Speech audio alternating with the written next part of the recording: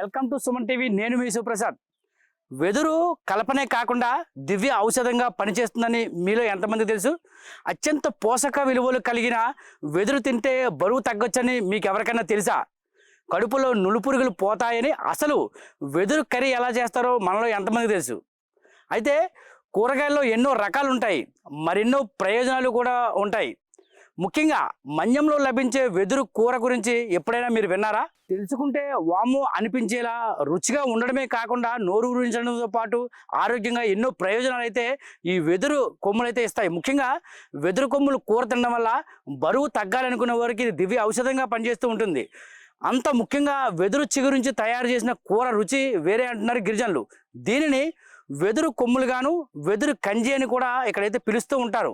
వెదురు కంజి కూర అమ్ము అంటూ లొట్టలేసుకుంటున్నారు. ప్రస్తుతం విశాఖపట్నం, అల్లూరి మన్యంలో అయితే మండల కేంద్రంలోని హాట్ కేకుల్లా వెదురు కంజులు అమ్మకాలు జరుగుతున్నాయి. అటవీ కొండ ప్రాంతాల్లో ఉన్న వెదురు బొంగుల నుంచి అయితే మాత్రం లేత వెదురులను తీసి చిగురును సేకరిస్తారు అటవీ కొండ ప్రాంతాల్లో ఉన్న గిరిజనులు. అయితే దాన్ని శుభ్రం చేసి ముక్కలుగా అయితే చేసి వాటిని గిరిజనులు మండల కేంద్రాలకు తెచ్చి వాటాల రూపంలో అయితే మాత్రం ప్రస్తుతం విక్రయిస్తున్నారు. గతంలో ఈ వెదురు కంజి గురించి ఎవరికి తెలియకపోయినా ప్రస్తుతం ఈ వెదురు కంజి ఉపయోగాలు తెలియడంతో అయితే మాత్రం దీన్ని కొనేందుకైతే ప్రజలైతే ఎగబడుతున్నారు. పచ్చిగా ఉన్నప్పుడు అప్పటికప్పుడు కూర తయారు చేసుకోవచ్చు. అలాగే ఎండబెడితే కూడా ఏడాది కాలంలో ఎప్పుడైనా సరే కూర వండుకోవచ్చు. ఈ లేత వెదురుతో వేపుడు కానీ, పచ్చడి కానీ, పులుసు కానీ పలు రకాల కూరలను అయితే మాత్రం తయారు చేసుకొని గిరిజన ప్రాంతంలో గిరిజనులు చాలా ఇష్టంగా తింటూ ఉంటారు. అయితే కూరను తయారు చేసే ముందు 2-3 సార్లు వెదురు కంజిని బాగా కడిగి అప్పుడే ఆ వెదురు కంజిలో ఉండే చేదును పోగొట్టి అయితే మాత్రం దీన్ని కూరగా ఉంటుంది. ఎందుకంటే ఇది చాలా చేదుగా ఉంటుంది కనుక ఈ కూరని ఎక్కువగా మరిగిన నీళ్ళలో అయితే మాత్రం ఈ వెదురు కంజిని తయారు చేసి దాన్ని పొట్టుగా తీసిన తర్వాత చిన్న చిన్న ముక్కలు చేసిన తర్వాత దాన్ని అయితే వేడి నీటిలో వేసి మరగబెట్టిన తర్వాత మాత్రమే దీన్ని కూరగా తయారు చేస్తారు. ఆ తర్వాత దీనిలో అప్పుడు వెదురు కంజిలో ఉండే చేదు పోవడంతో పాటు వెదురు కంజి బాగా ఉడకబెట్టడం వల్ల దాని కాషాయాన్ని అయితే మాత్రం శరీరానికి మంచిది అయితే గిరిజనులు చెబుతున్నారు. మధుమేహం కానీ, ఇటు కఫం కానీ, మూలవ్యాధి నివారణకు ఆయుర్వేదంలో ఎంతో ఉపశమనం ఇస్తుందని, ఆయుర్వేదంలో దీనికి ప్రత్యేకమైన స్థానం ఉందని కూడా పూర్వీకులు అయితే చెప్తున్నారు. కడుపులో నులుపురుగులు తొలగించడంతో పాటు అలాగే చిన్న చిన్న గాయాలకు కూడా ఈ వెదురు కంజిని పీసులుగా తయారు చేసి ఇక్కడ గిరిజనులు అయితే తమ గాయాలపై రాసుకుంటూ, దెబ్బలు తగిలినప్పుడు గాయాలపై రాసుకుంటూ వాళ్ళు ఉపశమనం పొందుతారు. మారుమూల గిరిజన ప్రాంతాల్లో పాము కానీ, తేలు కానీ కాటుకు గురైనప్పుడు అయితే మాత్రం దీన్ని దివ్య ఔషధంగా అయితే మాత్రం వినియోగిస్తూ ఉంటారు. ముఖ్యంగా వర్షాకాలంలో ఈ వెదురు కంజి తొలకరి వర్షాల తర్వాత కొండ కోణల్లో అడుగడుగునా కనిపించే వెదురు చెట్ల నుంచి ముడిచే కొమ్మల్ని వండుకొని ఆనందిస్తూ ఉంటారు. ఎంతో రుచికరమైన వెదురు కొమ్ముల కూరను అటవీ పుత్రుల సాంప్రదాయ వంటగా అయితే పిలుస్తూ ఉంటారు. ఎందుకంటే ఇది మారుమూల అటవీ ప్రాంతంలో నివసిస్తున్న కొండరెడ్డి గిరిజనులు అయితేనేమి ఎక్కువగా అయితే మాత్రం గిరిజనులు అయితే మాత్రం వండుకొని అయితే మాత్రం తింటూ ఉంటారు. మారుమూల అటవీ ప్రాంతంలో గిరిజనులు అయితే ఎక్కువగా దీన్ని వండుకొని తింటూ ఉంటారు. అయితే తొలుత ఇది మొక్కల పక్కన మొలకెత్తే లేత పిలకలను అయితే కొమ్ములుగా పిలుస్తారు. వర్షాకాలంలో గిరిజన మహిళలు అడవికి వెళ్ళినప్పుడు వారి కొండపొడి వ్యవసాయాలు చేసుకునే టైంలో వాటిని అడవికి వెళ్ళి వాటి అటవీ ప్రాంతంలో వారి పంట పొలాల పక్కన ఉన్న వాటిలో సమీపంలో సేకరిస్తారు. దీన్ని ఎలా తయారు చేస్తారంటే ఈ వెదురు కొమ్ముల యొక్క తొక్కలు తీసేసి సన్నగా తరుగుతారు. తర్వాత ఏంటంటే నీళ్లను తరిగిన తర్వాత అవి బాగా నీళ్ళలో తరిగిన తర్వాత దాన్ని ఉడికించి ఎండుమిరపకాయ తాలింపులతో పెట్టి కూరని సిద్ధం చేస్తూ ఉంటారు. వెదురు కొమ్ములతో కూర ఇంకా రుచి కావాలంటే మాత్రం అందులో చింత చిగురు లేదా గోంగూరను కూడా వేసుకుని అయితే వండుకుని ఉంటారు. ఈ కొమ్ముల కూరలో కారం వేస్తే కూర చేదుగా వస్తుందని తక్కువ కారంతో వెండిమిర్చితో అయితే మాత్రం ఎక్కువగా ఈ కూరను అయితే వండుతుంటారు. ప్రత్యేకంగా వర్షాకాలంలో ఈ కొమ్ములు దొరికినంత ఇదిగా వేరే ఏ కాలంలో దొరకవు. ప్రతి ఇంట కూడా వర్షాకాలంలో గిరిజనులు ఈ వెదురు కొమ్ముల కూరను అయితే మాత్రం తిని వారు ఆస్వాదిస్తూ ఉంటారు. అంటే జూన్ తొలకరి వర్షాల్లో వెదురు చెట్లు చిగురిస్తాయి. అప్పుడు ఆగస్టు సెప్టెంబర్ నెలలో వెదురు కొమ్మలుగా అవుతాయి. ఆ సమయంలోనే ఈ వెదురు కొమ్మల నుంచి ఉన్న వెదురు చిగురిని అయితే తీసి మాత్రం వీరు సేకరణ చేసి వీరైతే కూరగా అయితే ఇది అంత ఆషామాషిగా అయితే మాత్రం దీన్ని సేకరించలేము. ఎందుకంటే గిరిజన మహిళలు అనేక ఇబ్బందులు పడుతూ కొండ కోణాల్లోకి లోపలికి వెళ్ళి వెదురు కూపులో ఉన్న మొత్తం తుప్పల్ని తొలగించేసి అక్కడ విషపురులు కూడా తిరుగుతున్న సమయంలో వాటిని తొలగించేసి ఆ పిలకల్ని కోసైతే మాత్రం వీరైతే మాత్రం ఆ కూరగా వండుతూ ఉంటారు. ఇది మాంసం కూర కన్నా చాలా రుచిగా ఉంటుందని ఇక్కడైతే గిరిజనులు అయితే చెప్తున్నారు. ఎందుకంటే ఇది చాలా రుచిగా ఉంటుందని, దీన్ని తినడం వల్ల అనేక ఆరోగ్య సమస్యలు తొలగిపోతాయంటూ తాము కష్టపడడానికి ఏ విధమైన ఇబ్బంది లేకుండా ఉంటుందని కూడా ఈ కొమ్ముల కూరను అయితే ఎంతో ఇష్టంగా తింటూ ఉంటామని గిరిజన మహిళలు అయితే చెప్తున్నారు. అయితే ఇది అసలు ఏంటి ఎదురు కొమ్ములు ఎలా సేకరిస్తారు గిరిజనులు ఏంటనేది మనం వారితో అయితే అడవికి వెళ్ళే ప్రయత్నం చేద్దాం. అడవిలోకి వెళ్ళిన తర్వాత ఆ వెదురు కొమ్మల సేకరణ అనంతరం వారు ఏ విధంగా దాన్ని వండుతారనేది కూడా మనం రుచి చూసే ప్రయత్నం చేయాలి. అంటే ఏజెన్సీ ప్రాంతంలో దివ్య ఔషధ వనమూలికలు ఉన్న ప్రాంతంలో ఏ కాలానికి ఆ కాలంగా వాళ్ళు తినేందుకైతే మాత్రం ఖచ్చితంగా అయితే మాత్రం ఇక్కడ ప్రకృతి మాత వీరికి ఎప్పుడు కూడా ప్రసాదిస్తూ ఉంటుంది. అవి వాటిని స్వీకరిస్తూ ఎంతో ఆరోగ్యంగా ఉంటారు. సో వారు తిన్న తిండిలోనే మనం కూడా మా సుమన్ టీవీ ప్రేక్షకులు కూడా చూపించి వారిని కూడా ఆరోగ్యవంతులుగా తీర్చిదిద్దాలని ఆశతో అయితే మాత్రం మేము ఈ కథనాన్ని అయితే చేస్తున్నాము. రండి ఒకసారి అడవి ప్రాంతంలోకి వెళ్దాం.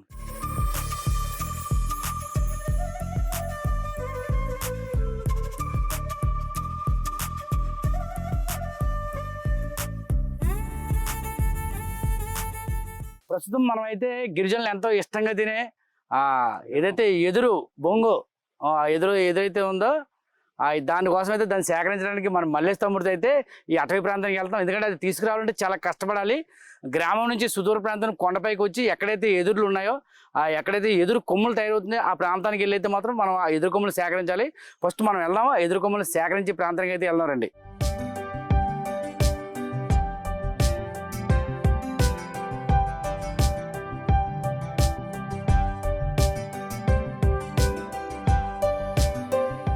ఈ ప్రాంతంలో అయితే మాత్రం కొండల నుంచి చక్కగా మంచి జలపాతం అయితే వస్తూ ఉంది.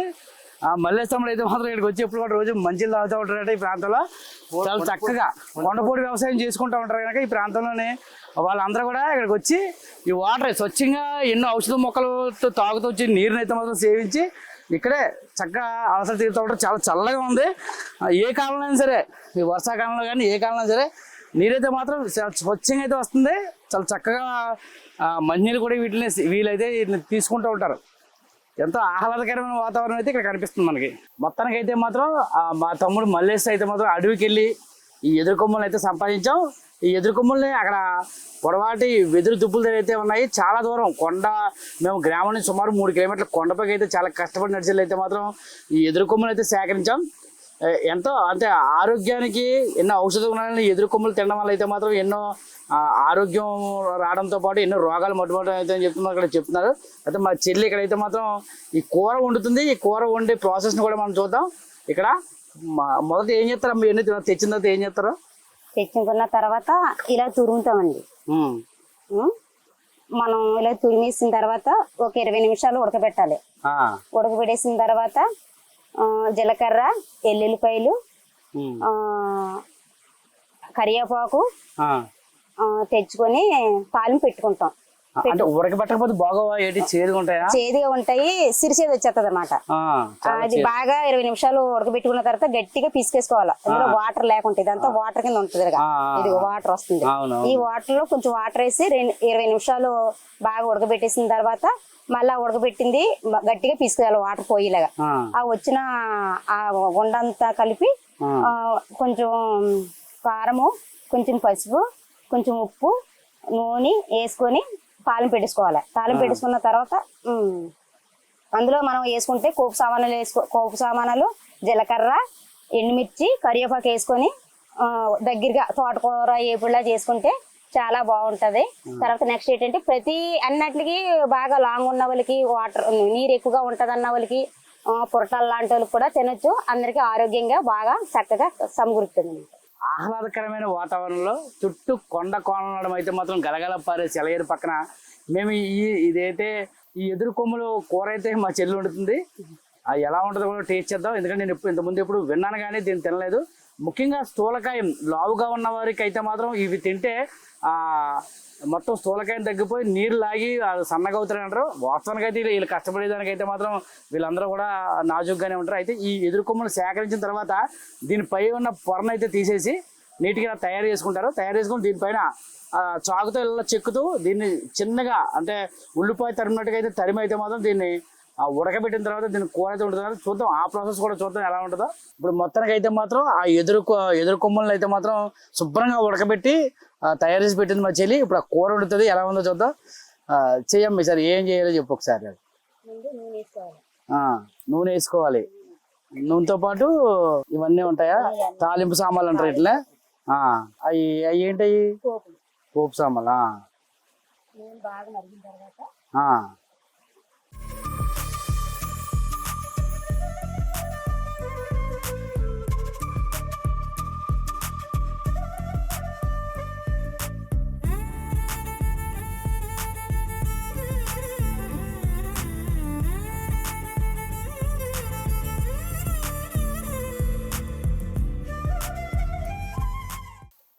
ఎల్లుల్లిపాయలు ఆరోగ్యానికి చాలా మంచి. ఉల్లిపాయలు వేసారు. కొంచెం జీలకర్ర.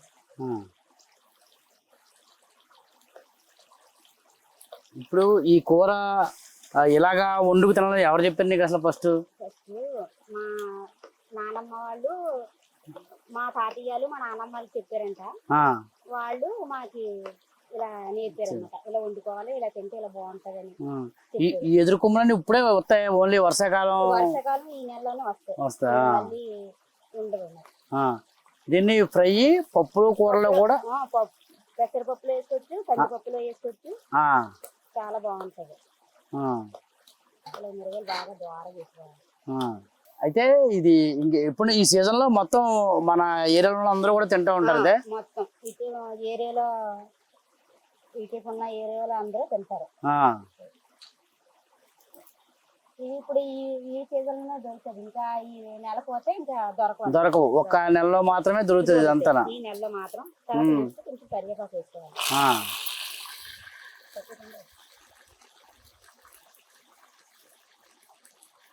కరివేపాకు కూడా వేసుకోవాలి. ఇందులో వేసేది కూడా మంచి జీలకర్ర, పూపు సామాలు, తాలింపు సామా, కరివేపాకు, ఎండుమిర్చి అంతే. వెల్లుల్లిపాయలు ఇవన్నీ కూడా మంచి. దీని పసుపు, కొంచెం ఎక్కువగా ఈ సమయంలో మాత్రం మన గిరిజన ప్రాంతంలో అందరూ కూడా ఎక్కువగా తింటా ఉంటారు. ప్రతి ఇంట్లో కూడా వండి తింటా ఉంటారు. ప్రతిరోజు బాగా ఈ నెలలో దొరుకుతాయి కాబట్టి బాగా కూర వండుకొని తింటా ఉంటారు. అయితే ఈ ఎదురు కొమ్మల కోసం చాలా మంది వండుకు తింటారని తెలిసినప్పుడు చెల్లిని అయితే నేను అడిగాను, ఒకసారి ఎదురు కొమ్మలు కూర వండి పెట్టి చెల్లంటే రా అని చెప్పేసి ఈ జలపాతం దగ్గరికి అయితే సరదాగా తీసుకొచ్చింది. ఇక్కడ అన్నం వండేసింది చెల్లి. ఇప్పుడు ఈ ఎదురు కొమ్మల కూర కూడా మన కోసం అయితే వండి పెడుతుంది. ఇలాగా వేసిన ఉడకబెట్టిన కొమ్ములు బాగా తాలింపు అయిన తర్వాత వేసుకోవాలండి.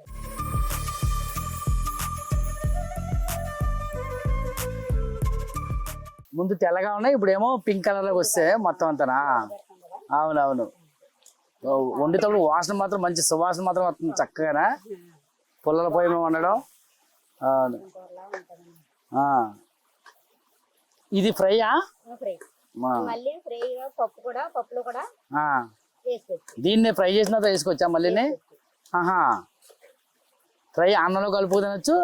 ఇది అంటే మనం ముందు ఉడికించేసాం కనుక ఇప్పుడు బాగా ఉడికిపోద్ది అనమాట. ఇంకా ఇవన్నీ ఇదైన తర్వాత మా చెల్లి అయితే మాత్రం పూర్తిగా గిరిజన ప్రాంతంలో ఉండడం వల్ల ఏంటంటే ఏ ఏ సమయాల్లో అంటే వర్షాకాలం, శీతాకాలం, ఎండాకాలం ప్రాంతాల్లో ఏ సమయాల్లో అడవిలో ఏ రకమైన మొక్కలు కానీ ఏదైనా సరే ఇప్పుడు ఆకుకూరలు కూడా వస్తుంటాయి.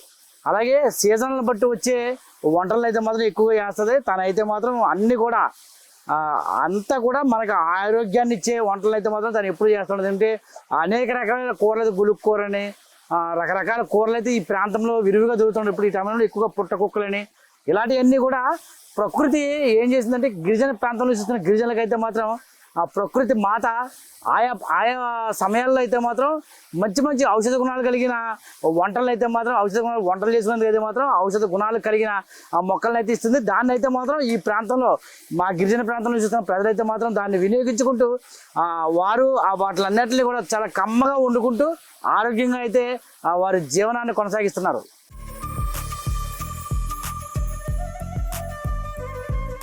కూర అయితే అమోఘంగా ఉంది, మాంసం కూరలా ఉంది. దీంతో భోజనం కూడా చేసి చూద్దాం మనం. చాలా మధురంగా ఉంది. అంతే ఇప్పుడు ఇంతకుముందు ఎప్పుడు నేను తినలేదు, కానీ ఈ అయితే మాత్రం ఎదురుతో చేసిన ఈ కూర అయితే మాత్రం చాలా అమృతంలాగే ఉంది. తింటా ఉంటుంటే మాత్రం చాలా టేస్టీగా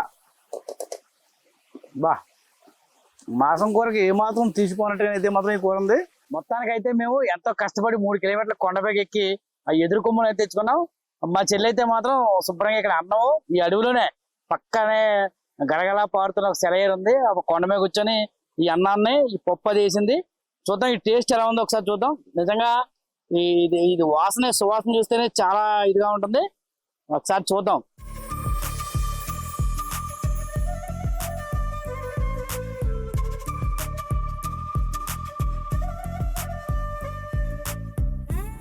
చాలా బాగుంది. ఇది మాంసం కూడా ఏ మాలో సరిపోదు, అంత బాగుంది ఈ కూర అయితే మాత్రం. మేము సుమారుగా ఒక 4 గంటల నుంచి కష్టపడ్డాం ఈ కూర తయారు చేయడానికి అయితే ఈ ప్రాంతంలో. కానీ ఈ కూర తిన్నప్పుడు ఆ కష్టం అంతా కూడా పోయింది. ఎంతో సంతోషంగా ఉంది, ఎందుకంటే మా కష్టం అంతా మర్చిపోయాం. దీని రుచి అయితే మాత్రం అంత చాలా బాగుంది. ఇదైతే మాత్రం ఎంతో చక్కగా తింటుంటే మాత్రం నిజంగా ఆ స్మెల్కే కడుపు నిండిపోతుంది. అలాంటిది తింటుంటే మాత్రం నిజంగా ఇది చాలా బాగుంది. ఎదురుకుమ్ములు పెసరపప్పు ఈ కూరని కూడా చాలా గమ్మున తయారు చేసింది మా చెల్లి అయితే మాత్రం. ఎదురుకుమ్ములు పెసరపప్పు కూర కూడా చూద్దాం. నిజంగా గిరిజనులు సిటీలోకి వెళ్లకుండా కేవలం ఏజెన్సీ ప్రాంతంలో బతుకుతున్నారంటే కారణం ఈ ప్రకృతి మాత ఇచ్చే ఇటువంటి వాటిని కూడా అందుకొని వాళ్ళు రుచిగా వండుకుంటూ అయితే మాత్రం ఎంతో సంతోషంగా నిండు నూరేళ్ళు ఎటువంటి అనారోగ్యాలు రాకుండా అయితే మాత్రం వాళ్ళు ఉంటున్నారంటే కారణం సిటీకి రాకపోవడం కూడా ప్రధాన కారణం అయితే ఇదే. ఎందుకంటే ఇంత అమృతం అయితే మాత్రం నిజంగా అమృతం దేవుళ్ళు ఏదో పామును చిరికేదో పెద్ద మదనం చేసి అమృతం తెచ్చారంటారు. కానీ మా చెల్లుండిన ఈ భోజనం అయితే మాత్రం నిజంగా అమృతానికి ఏమాత్రం తీసిపోతే అంత రుచిగా అయితే ఉంది. ఇది తినడానికి అయితే మాత్రం అదృష్టం కావాలి. ఈ ప్రాంతంలో ఎంతో రుచిగా అయితే మాత్రం ఈ అన్నాన్ని అయితే మాత్రం తింటున్నారు. నేనైతే మాత్రం జీవితంలో మర్చిపోలేను అనుకుంటే మీరు కూడా ఒకసారి మా ప్రాంతానికి వచ్చినప్పుడు ఈ రకమైన టేస్ట్లు ఒకసారి రుచి చూడండి, మీరు జన్మలో కూడా మర్చిపోలేరు.